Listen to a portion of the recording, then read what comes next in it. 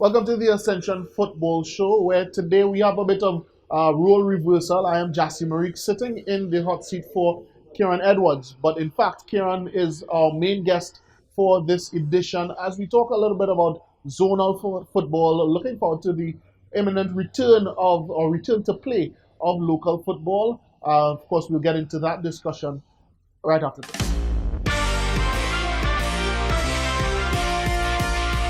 During this pandemic time is the issue of time lost.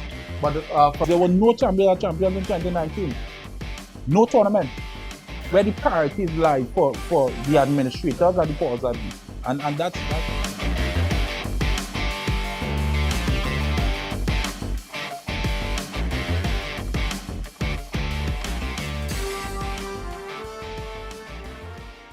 the Ascension Football Show has continued to delve into local footballing matters and even international. But today we keep that focus again on the domestic scene, especially in the wake of the Trinidad and Tobago budget recently read, where the Minister of Finance announced that sports, or team sports rather, could look forward to a return to play as early as the very beginning of 2022. Naturally, football, which is the most popular sport participated in Trinidad and Tobago, is looking forward to that start. The lifeblood of local football has traditionally been at the grassroots level, zonal and minor leagues, etc.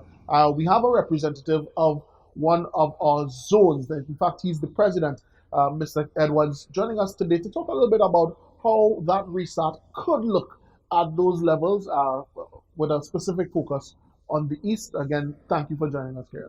a pleasure to be on this side of the interviewing chair today. Yeah, it certainly must feel a little bit weird for you. Yeah, it's been a while. A little bit more natural for me to be here now. As we mentioned, football looking to return and hopefully return with a bang for local fans and local spectators to be able to enjoy what I mentioned is the most popular sport in Trinidad and Tobago. The East Zone, though, again, another traditionally very strong in the fabric, the footballing fabric of Trinidad and Tobago. Tell us about, I guess, how works have gone since you entered the leadership position. The work has been trying, I must say. Coming to becoming the president of the zone, late 2019, had a lot of plans in terms of how we wanted to execute the zone, how we wanted to streamline when the league starts, the meetings, how we meet. And then going into 2020, getting it started and then being hit with the pandemic, it was a setback. So we more focus on behind the scenes things for the last couple of years in terms of making sure that there's a structure in place when it comes to administration, when it comes to the discussions with our stakeholders, the referees, and making sure that things like the corporation, making sure that we identify grounds. It's been a challenge when it comes to grounds because we don't know how the restart of football would look. And I think that's really where the struggle has been for us at the East Zone. I think many other zones. I think one of the fears expressed by administrators such as yourself across all sports during this pandemic time is the issue of time lost. But from what you're indicating, it seems as though the zone has been working feverishly to ensure that the structure of football in that zone at least remains intact or even is strengthened in this period. But looking forward again to the start of football, what would you say might be some of the major challenges yet to come that you could only really test when football is active? The major challenge we foresee would be the actual restrictions to contact sports. When we had the last lift of the restrictions to allow contact sports, no leagues were mentioned within that framework. And if we get that allowance to resume the league, we know that it would come with some restrictions in terms of because we are hearing a lot about safe zones. And most of the leagues or most of the grounds are not secured for us to say it's a safe zone where only vaccinated persons can come and attend the games and those kind of things. So it's a concern to us, and we are trying to identify certain grounds, such as the Arima Velodrome, such as the Marvin Lee Stadium, where they are secured, and we could reach out to the persons in charge of those venues to say, all right, if a league resumes early 2022, we can now say these are the 4 or 5 grounds within the East Zone that we want to play in. Have it there and say, all right, these are the measures we are going to put in place. Testing at the gates, ensuring that there is security for persons to be able to show that they are vaccinated. If that's something that is allowed for spectators to attend the games, and then working out how the players would be part of the entire fabric of playing. Um, the major thing during this downtime, we really, or the major setback for us is that Izone, we wanted to start an elite program, an elite youth program, where we do elite under 15, elite under 16, elite under 20 team. And with the pandemic or the restrictions of not being able to play, that was never started. And I think, as you mentioned, we've been doing a lot of work behind the scenes, but nothing to make up for the time lost on those kids. We're talking about 2 years of being inactive. Before I took over the zone, youth football was missing for some years, and it was missing across the board in all zones. We had the Republic Bank Cup playing some part in that. We have secondary school playing, but they are short tournaments, not very structured on most parts. If we're talking about Republic Bank Cup, is a short-sided game. Most of the times is within your community, some person that is interested in football, not necessarily a coach, Qualified a or qualified coach, or somebody even really, it's more about somebody doing back community service will now take up 10 kids, register a team, and say, all right, we are taking part in Republic Bank Cup. And it's good in terms of the exposure for youths to be playing the game, and we want inclusion in the game. So as much football that young guys could play, we welcome it. But when we're talking about having a elite program where within the zone, you have the top 30, 35 kids, boys under 15, girls under 15, training on a weekly basis, 1 day a week, when within tournament, and then out of tournament, because there's so much time. We're talking about kids playing roughly about 4 months for the year. It's not the amount of time. When we look at the US youth soccer calendar, they have their structures in within their states, and then they are the national team structure for the youth teams, and then they have the actual national team where they will now pick out the best out of all those regional national teams right, per se. right. And that is what we wanted to really get across. Without letting too much of the bag, the zonal, all the zonal presidents, we do have a group that we meet and have discussions, and persons will see something coming forth from that soon.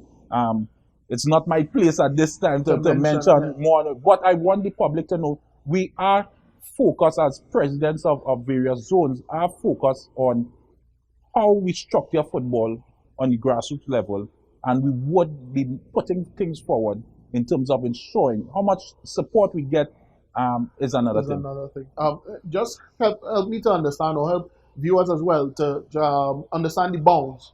What are the boundaries of the East Zone? Because I know there's also the Eastern counties, which sometimes could confuse some persons. We normally, between the eastern counties, and because the East Zone is kind of in the middle of so much of zones, so we normally kind of bound the eastern counties from Valencia.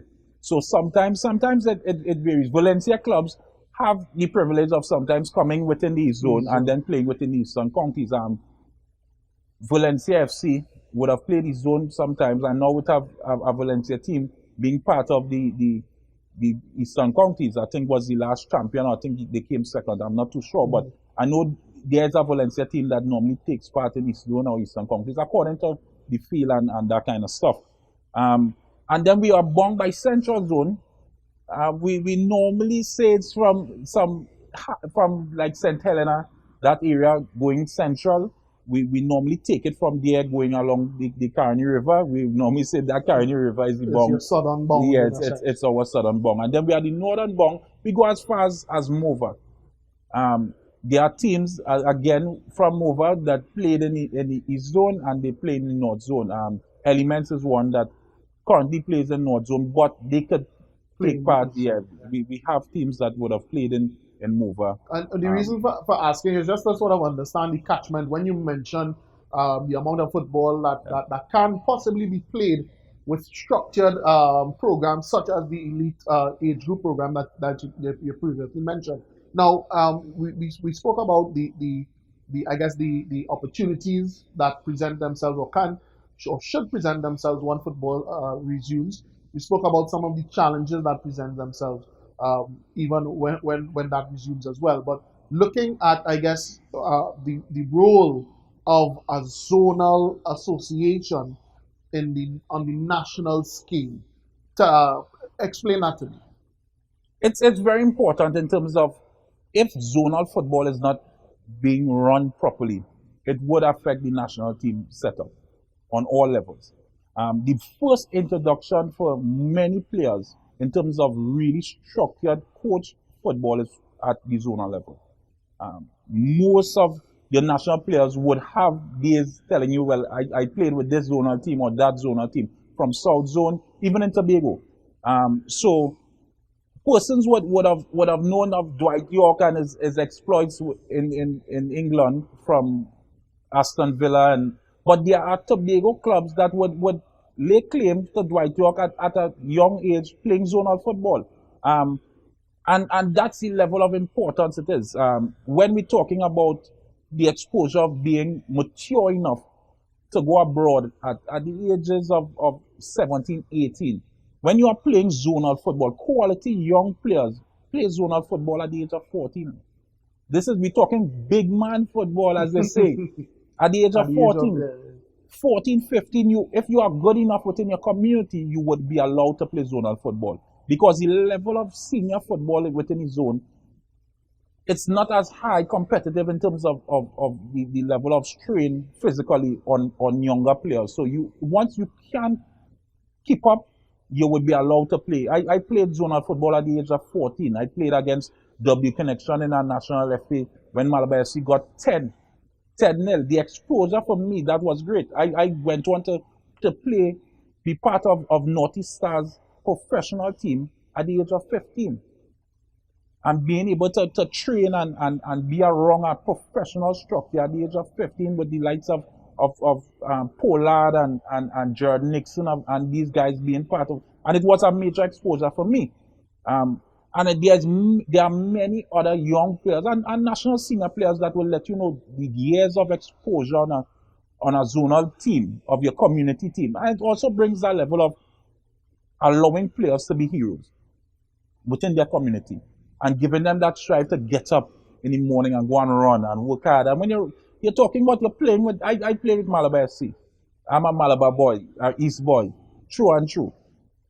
I'm talking about at 15 years being able to go and you're getting up early to run, and when you're running and person's going to work, popping a horn to get that encouragement because they know when in the afternoon they have a game or next or weekend has a game and they're coming to see you and see your progression and they want to give you that encouragement. It also helps with younger players getting that sense of encouragement, and it's very important in terms of that structure and that development of a young quality, a young elite player, I should say. Now, I have similar experiences. It's interesting you should mention. I remember Nathan Lewis as one of the success stories coming out of the East Zone as well when he played with Maloney FC, if I'm not mistaken, and then he graduated to playing for the senior national team. So that pathway does exist. From my own experience, however, it seems to be a clogged artery at times, or it can be. How do zones do the work necessary that will allow us to see more players filtering through, so that again that example is there for any young player to see that there is a pathway from zonal football all the way through to our national representative team. So it's nice that you mentioned Nathan Lewis. Nathan would have played with Maloney, and then he played with Malabar. We played before he made that push with the national team. He Right. played with Malabar Malabar Well, FC look with at that. us. Gaining promotion to the Super League, he would have been part of our team, Malabar FC team, coming out the zone, and that's really where the progression is. Back in the day, as a young player playing zonal football, there was a clear pathway. There was the pillars put in place for progression. You would have had playing your zonal football, and then you had the national FA. The national FA was really where a zonal team, you need to come in the top four within your local FA to qualify for the national FA for the zones. And that was the push. So you want to qualify for the national FA where it will be picked against Super League teams, professional teams. And you're looking to get, as a young player, get that play against the Jabotays and the W Connections and the Defense Force, Joe Public back in the day. And you really want to test the skill against that, and you want to have a good showing so that persons now will look on and say, Malabar has a young, exciting player. We need to take a look at him. National coaches now would have the thing to say, all right, he's starting up against a professional team. It's a zonal team. The level of fitness, the level of play might be a little lower, but he's standing up. At 15, 16 years, there's a young boy standing up there. We need to have a look at him. We need to engage. And that's no more. The National FA has been out for some years, for quite some time. And that's something on the behalf of the TTFA. TTFA normally the manages the National FA. And that has been missing, I think, since 2013, 14, somewhere there. I think that is a breakdown that we need to get back.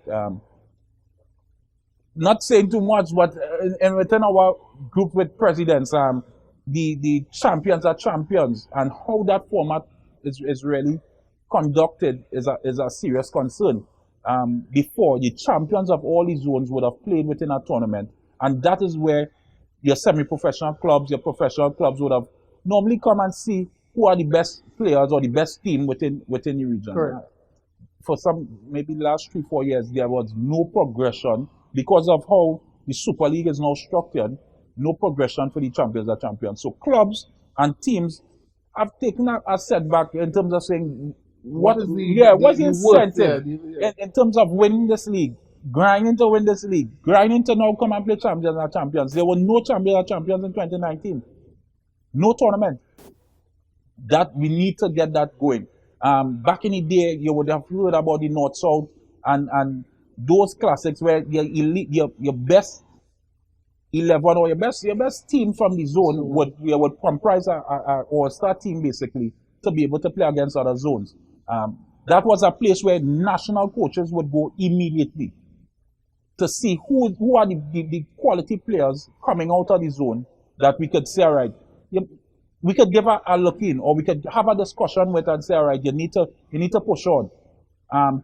Professional clubs would come in and now scout there as well to say, all right, these are the elite players. Back in the day, the national team used to be picked by those North South, those those things. The national teams were picked by that. So those things are lacking, and those things need to be brought back immediately. And we are working very hard behind the scenes to ensure when football resumes, those things would be back on the calendar when it comes to football and grassroots football. And that is where you already get the progression, where more players will now be fighting for Super League and professional places, now enhancing the style and brand of football that we play within Trinidad and Tobago. Shed some light for me, if you will, on, I guess, the model for operation in the zones. I would imagine that the higher up the ladder, higher up the food chain will be hunting for more of that corporate or larger corporation in terms of sponsorship, and community or zonal football may align themselves more with community brands and that sort of thing. Tell me whether you find that to be a viable model, or whether the zones may need to look at something a little bit differently. Being a owner of a club, because now I'm the co-owner of Malabar FC alongside my brother. We just don't look locally in terms of mom and pop shops around and throwing a barbecue. We look at actual corporate Trinidad in terms of a buy-in with the team, and you have to look at corporate Trinidad in terms of the buy-in. The problem is corporate Trinidad need to be able to know where their brand awareness is, where their brand, because they have a budget for in terms of what they're spending. It's there. It's not like it's not there and you know ask them to reinvent the wheel. But you have to now show, all all right, we are playing here. This is our team. We have won the league for the last 2-3 years, or we have intentions of winning the league. This is the group of players we have currently. We want you to align your brand with our team. And we would now qualify. We're ensuring you that we will qualify for the National FA. That is something that would get that national exposure for. And once you go through a couple rounds, because with Malabar we made a semi-finals of the National FA, losing to Central FC at their height 2-1, and had them to we had the game to win in the dying minutes when it was 1-1, and because of a goal line clearing clearance, we didn't score the goal, and then they came on and scored on us late in the dying minutes, and we lose the semi-finals. But we went on to we beat Jabalti on that run, we beat Joe Public on that run. So, and that's professional clubs, and we're talking about a zonal team aspiring to be a Super League team and making that sort of run. So there are really interesting storylines available if this entire structure is run properly. And brands obviously would see value in aligning themselves. There are a lot of mainstream corporate brands that align themselves to zonal clubs. But over the last couple of years, it has referred back to the throw a barbecue and try to get a 300 here and do a raffle and look for a donation sheet because of the structure behind the football. And administrators have to take the blame for that. It has nothing to do with the clubs. It has nothing to do with how the clubs are run. It's the actual structure and the basically where the priorities lie for the administrators and the powers that be. And that's the bottom line. The amount of players, and it's sad to see. When you look at professional football and the subvention from the government for professional football, no knock on it. It's large. They take the larger bit of the pie, and it's professional football. You say that is where you're looking at players leaving the country and that kind of stuff. But when you look at the zonal level, we're talking about over 80-something clubs active now. And back in the day, 10 years ago, we're talking about 150 clubs active in the zone, throughout all the zones. The amount of players we're talking about 5,000 plus players active within zonal level. And the zones get no funding from government in terms of the operations. And we need to look at it. And it's not like we are asking for much. We're talking about if we have an elite program, to ensure that refreshments is there for the guys, making sure that the few coaches that we have, we can give them a stipend. We have to give a salary, but we're talking about giving them a stipend so that they could come and take the time off with the players. The reach is very wide, and I think we need to relook how we share, or how we support zonal football and grassroots football. All right, we're talking with Kieran Edwards, president of the East Zone Football Association. We take a short break now on the Ascension Football Show, but when we come back, we take the discussion in a bit of a different direction. Pest control is a pain, but you don't have to go it alone. If you're a business that needs someone who will fix your problems point blank, go with the brand that's tested. Go with Terminix. Born almost a century ago in Memphis, Tennessee, Terminix International's mission has been to spread its innovations across the world through its integrated pest and termite management system, reducing the infestation of pests and vermin. Our Trinidad franchise neutralizes the threat of tropical insects and ensures that companies, from food production to hospitality, protect their investment and get the maximum value from our relationship. And we've been doing it well for over 20 years. Termites and pests are relentless, but they're no match for Terminix. Contact us today for a free consultation and quote, and let's introduce you to convenience. Protect your premises today. Choose a service provider that persists. Talk to Terminix. Pests bothering you? Call Terminix at 672-5007 or 672-0042 or visit our website at terminix.co.tt for a free quote and consultation. Join our fight against pests. Get in the game with Ascension. Quality for champions. Hey, Ascension! Ascension. Premium quality and style make you stand out all the time. Ascension is quality for champions. Ascension fit is always right. Take your game to higher heights. Ascension got the quality for champions. So everybody say, hey, oh. We wearing Ascension when we play. To run out on the field in style. What's the brand that we want? Ascension, Ascension, Ascension. We wearing what we wearing is Ascension. Quality for a champion. Ascension. We wearing what we wearing is Ascension. Get in the game with Ascension. Quality for champions. Lasso Frame Maritime Limited, the best in marina services. At our facilities, security checks ensures that all vehicles are secured. Our newly renovated bathrooms are always kept in a clean working order. Need repairs and maintenance? We have you covered. Our qualified workmen will get the job done. Boat storages,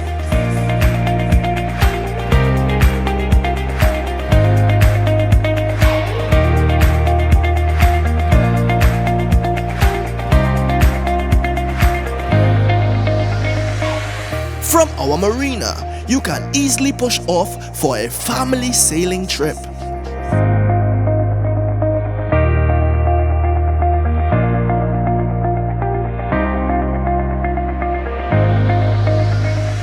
Or out fishing with the boys.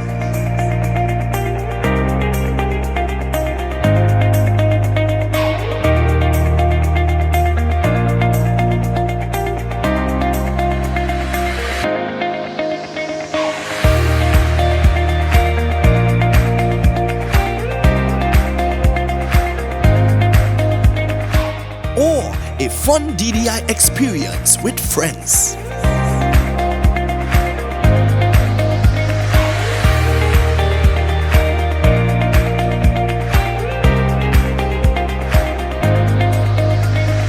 Boat repairs, secured parking, extensive camera system, boat charters, boat rentals, down the island parties.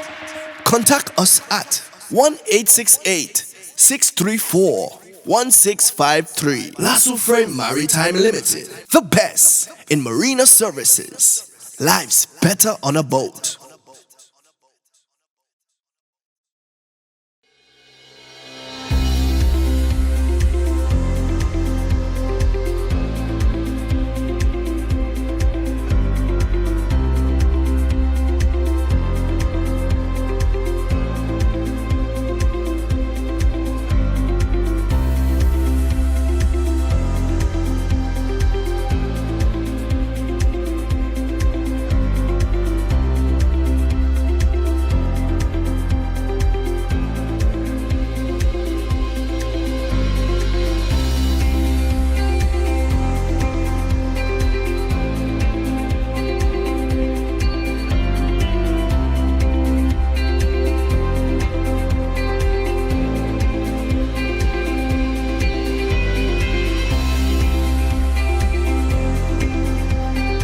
Amante Del Cafe is located at Magnificent Mall, number 271 Southern Main Road, McBean, Couva.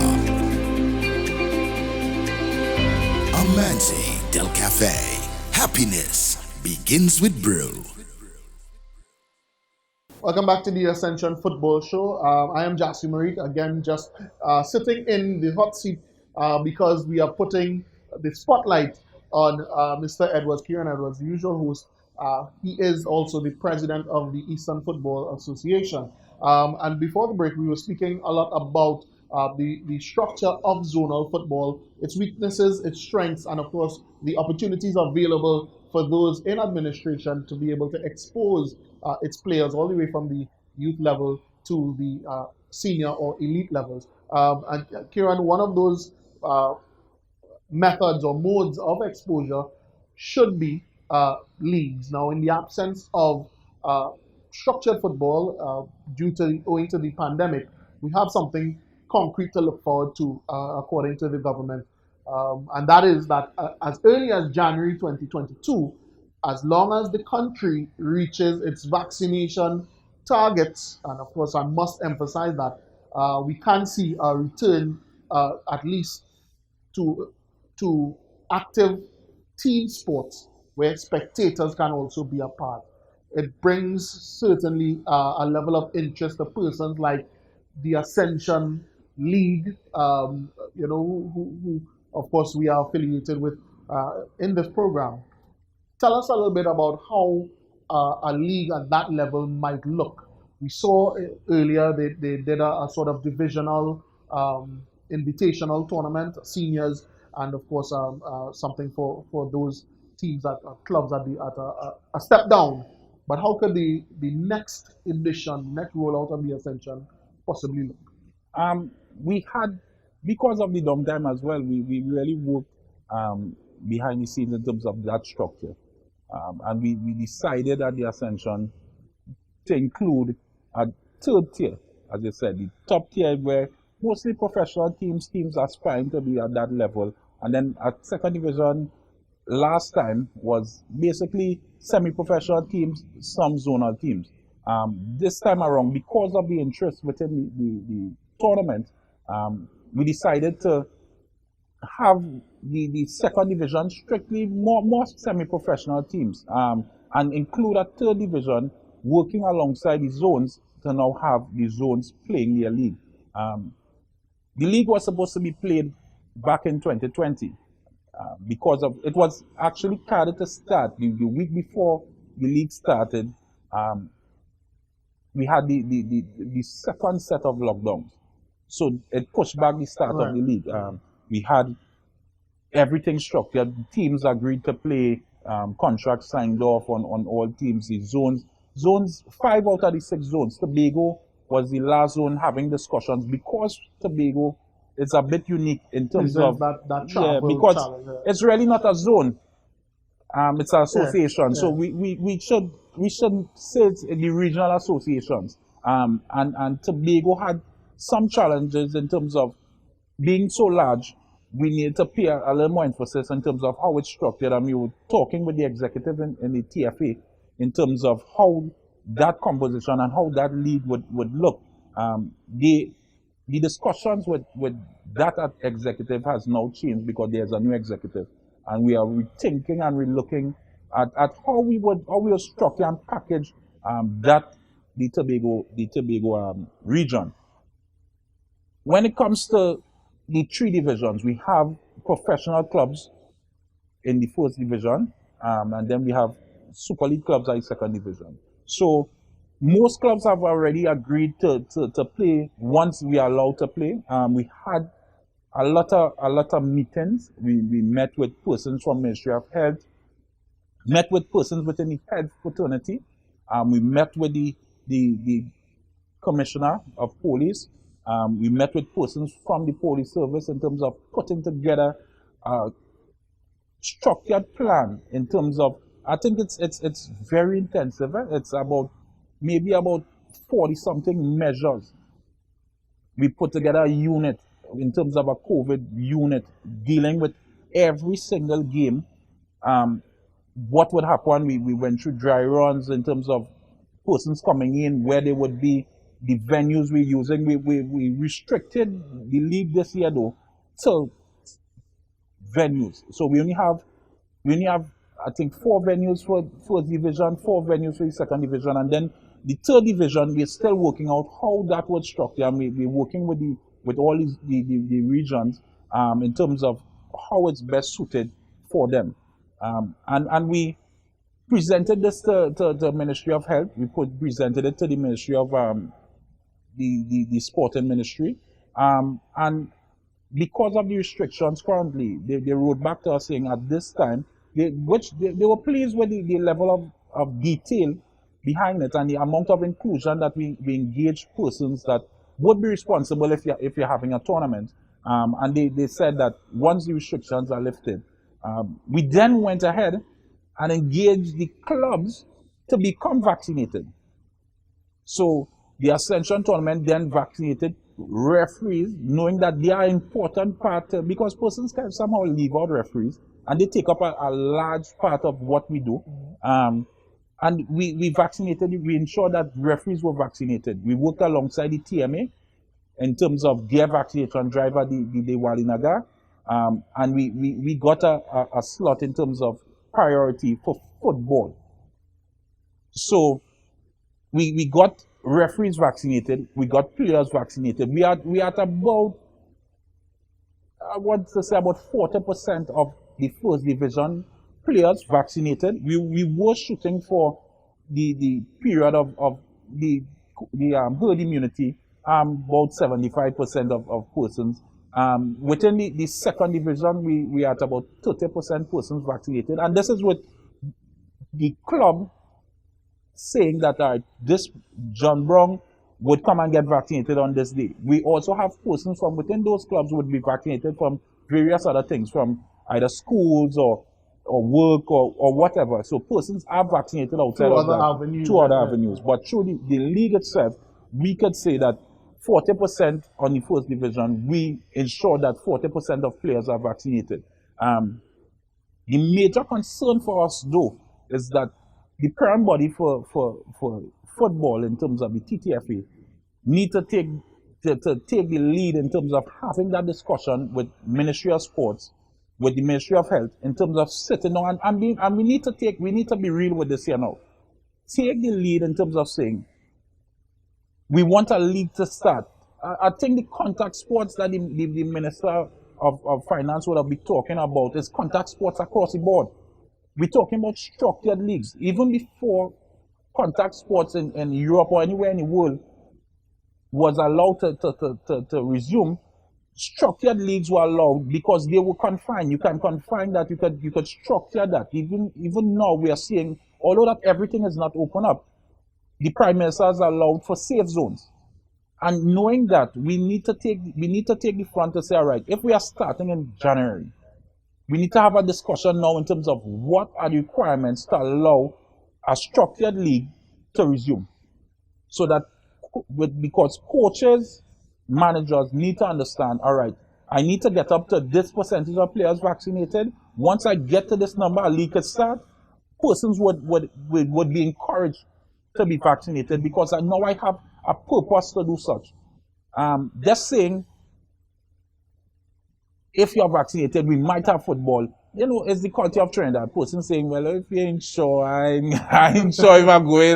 Because there is a level of hesitancy, but there's also a level of importance behind football where players understand, if this is what I'm doing, if I'm allowed to play football, I would do what I have to do. I would be vaccinated. Same, I need a boots to play. I need a shin pad. 1,000 players don't like to wear shin guards.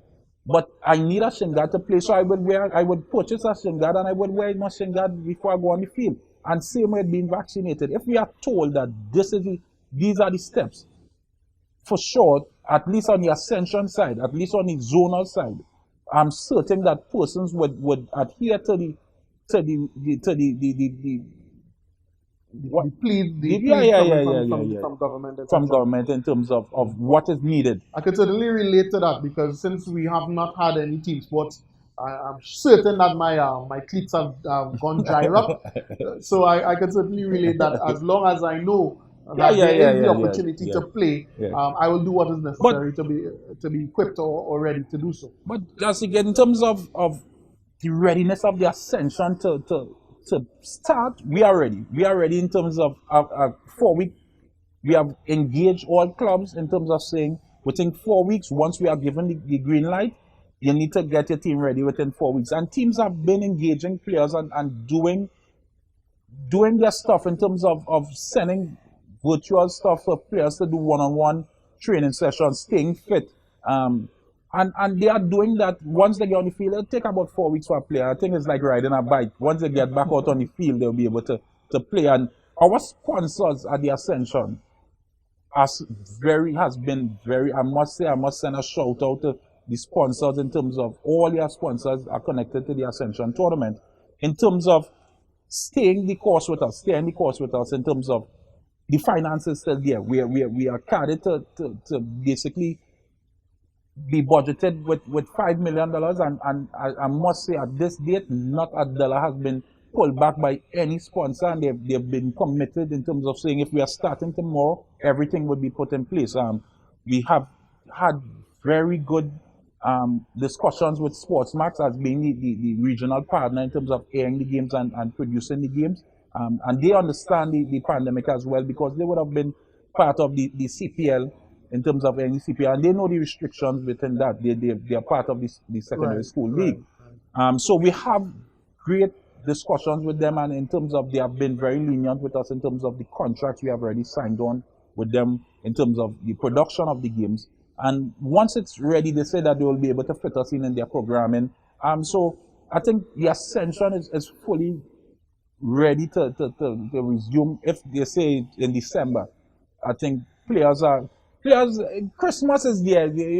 But they are, I think the players would Carnival, Christmas, I think is not even in a thought for players when it comes to football. Football is on top of the agenda Top in terms priority. of top priority in terms of Interesting that you should mention. Tell me a little bit about the role you think invitational tournaments such as this can play in not just the restart, but just for the promotion in general of football in Trinidad and Tobago. Internationally, it's something that we see regularly, particularly in off season, where a lot of the European clubs tour the US, etc., and what we know as the International Cup, for example. What is the role of an invitational tournament or an invitational entity putting on a tournament of this nature? I think it's very important, and especially in our culture in Trinidad.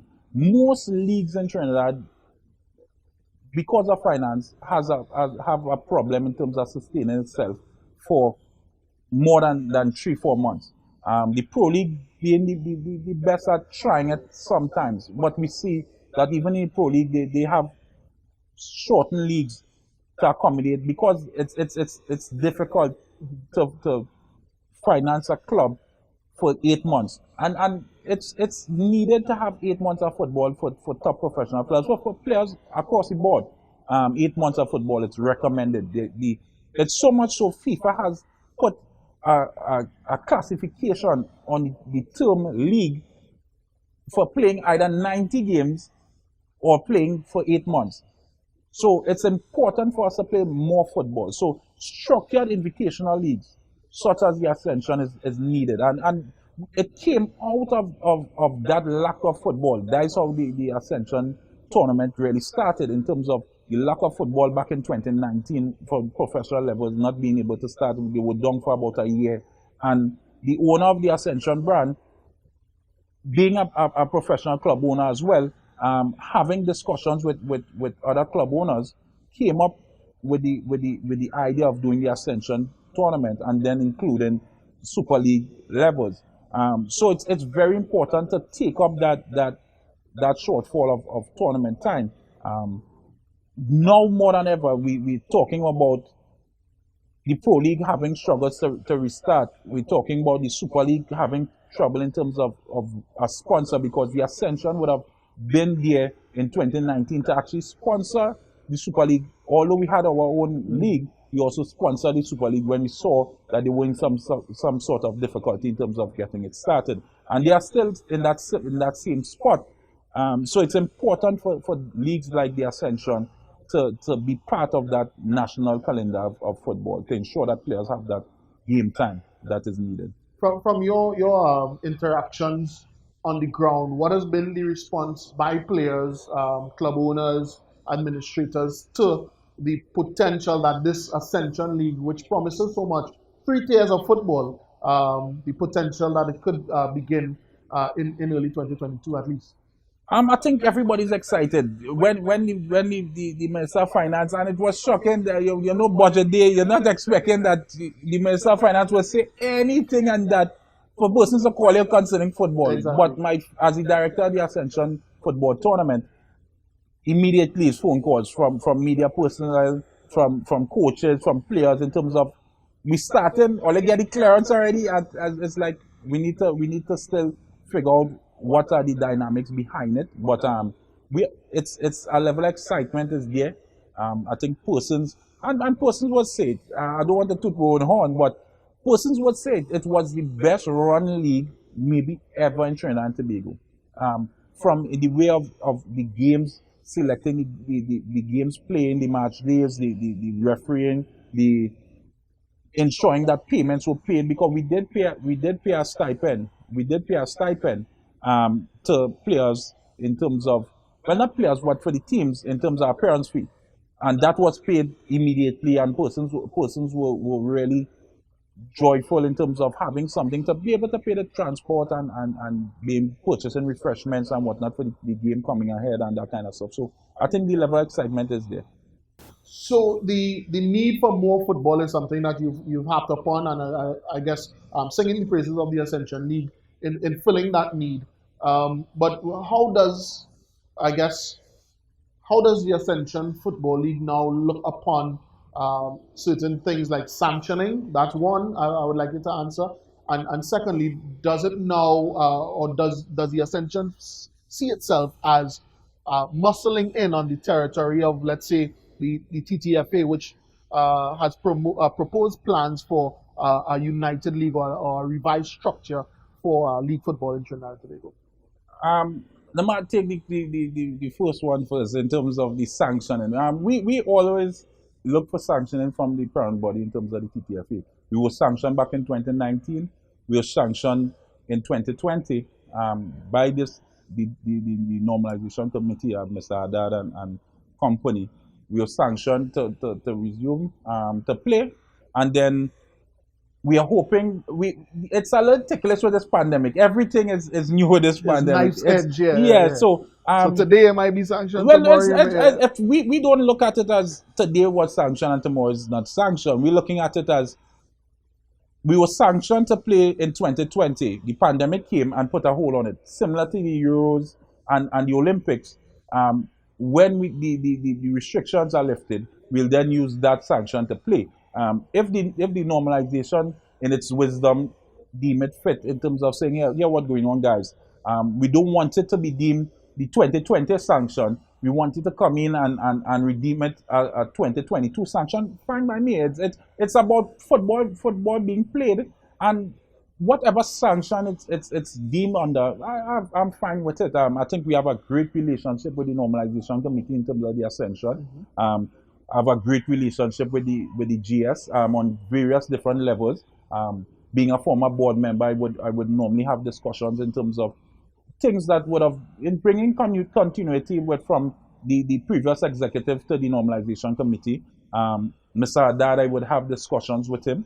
I would have been the focal point of the person that would have submitted various documents on behalf of stakeholders to the normalization committee. I'm not always a happy letter being received by the normalization committee, but I've had discussions with Mr. Haddad after those letters were presented and explaining to him the point of view of the membership and the stakeholders for giving the letter and giving the documents and asking him to account for the various things. And I think he had after having those discussions, had an open mind and understood where we came from. So I don't think we have that level of animosity between the Ascension or myself and Mr. Haddad. So when that time comes in terms of how the sanction would be packaged or how things will be done, I see no problem with it. And we will deal with that when that time. We'll cross that bridge when it comes. When it comes to the Unified League, I welcome the Unified League. I would have been one that would have welcomed the similar type of Unified League under David John Williams. I would not have been in the initial discussions with UEFA, but coming out of that and having the report as being part of a club, I would have supported it. Coming into 2020, I would have been on the new executive of the TTFA, and I would have supported President William Wallace's approach to a unified league as well. Him and Mr. Lecloy taking the lead in that regard for the unified league. I would have been in support of it as well. Certain things I would have objected to in terms of the structure, but those are things you need to sort out and nitty-gritties. Yeah. And now with this unified league, I do support the idea of a unified league. I do have concerns in terms of the TTFA taking on the responsibility at this time for the unified league. On one major concern, we would have heard from the normalization committee head, Mr. Haddad, in terms of how he's looking to deal with the debt repayment, in terms of engaging government, engaging corporate Trinidad, engaging FIFA for funds to clear the $100 million debt. When you look at that on the backdrop of a unified league, then you would have to go to FIFA, corporate Trinidad, and government for funding to assist in terms of, because professional football is subsidized. So you'll need government now to give that a subsidy. My concern is, if you are given $10 to deal, and the government, because we know the pandemic, the government has taken a blow when it comes to COVID. The belt is tightened, so to speak. Well, we've tightened that belt so long ago. I don't think we could tighten belts. We're talking about the funds are just not there to the extent of being able to do everything with football. And as administrators, we need to take a step back and say, all right, where's our priorities?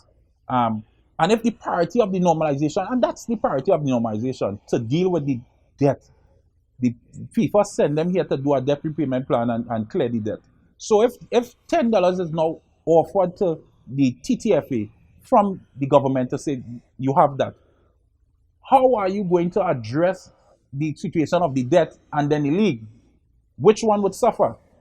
And at this time, I believe the debt repayment, being a paramount concern, would always take priority over football.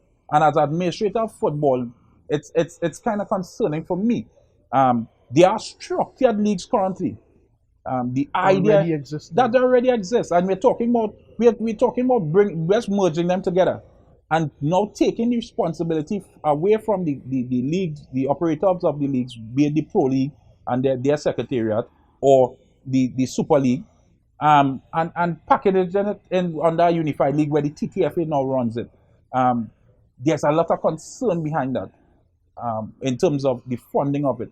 Now, if I'm going to ask for $5 for debt repayment is one thing, and somebody else come in and ask for $5 for something else.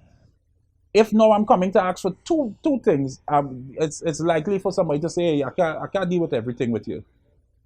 Look this, you sort it out. And football might suffer because it's not the priority. Then we have the serious issue of a unified league at this time, because remember, the normalization committee is not an executive elected by the membership with a mandate by the membership to do a league. It's a FIFA appointed committee to deal with three major issues: debt repayment, the FIFA statutes, to bring the TTFA statutes in line with FIFA's, and then the day-to-day running of the TTFA. Bringing on a league to that mandate, it's a bit much. And then now you have the serious implications of, if this unified league now come into place, who are now the delegates? What is the situation when it comes to professional football and semi-professional football? Because the composition of the TTFA makes up of all the members that are part of the professional league, and then 8 members that are part of the Super League. When there's no Super League, when there's no professional league but a unified league, what are the composition of the delegates towards the TTFA? That's a serious concern. And it's one that the membership should have a discussion with and give the mandate to the executive for that. And the normalization not having that mandate is a bit of a concern, and not having that discussion with the membership, it's a bit of a concern. Stretching themselves too thin, perhaps. Yeah. I think they don't have and it's a serious issue. I think most persons, most serious administrators within the football would have gone through, when we are heard that you're normalized, you need to do research immediately. We would have had the most recent normalization committee close to us, which would have been Guyana. And we would have had the report of that Guyana normalization committee and the step-by-step accounts of what they did. And nowhere in that had where the normalization committee had a league. Uruguay, we're talking about all over the world that where they had normalization, they did not take on that sort of a responsibility. And then the mere fact, be it one that I would support in terms of a unified league, the issue of the TTFA or the parent body running a unified league, remember you have to stay impartial. The normalization committee is here to do a job and they need to stay impartial with all their decisions, because that is why FIFA brought it and said the different groups have been making a mess of things and putting these persons here not to decide who in charge and who will be the next president and all these different things, but to fix the wrong. And once you start to get into the manipulation of who might be delegates, if delegates will be there, because that's the rumbling behind the scenes. Now we are now looking at the normalization committee not being impartial in terms of their decisions. And that's a serious concern. And persons would have raised that before. And I think the membership it's a concern for persons within the membership. And if it happens and if it's a success, I would be one that would support it fully. I think it could be a success. I think the support of FIFA as well could make it a success, but we wait and see how the unified league. But I don't think it's a muscling of the Ascension and the unified league. I think there's room for all the leagues to play. Room for everyone to play. Everyone. And certainly room for everyone to experience football in Trinidad and Tobago. Once again, Kieran, I'd like to thank you for, joining us and certainly allowing me the opportunity to delve a little bit into what's happening at the zonal level and the Ascension League. I appreciate being here. And with that, we've come to the end of another edition of the Ascension Football Show. Of course, you can follow for further updates on our Facebook, YouTube, and Instagram. And of course, you can log on to www.theascensionfootballtournament.com for all that's happening with the league and of course with our program.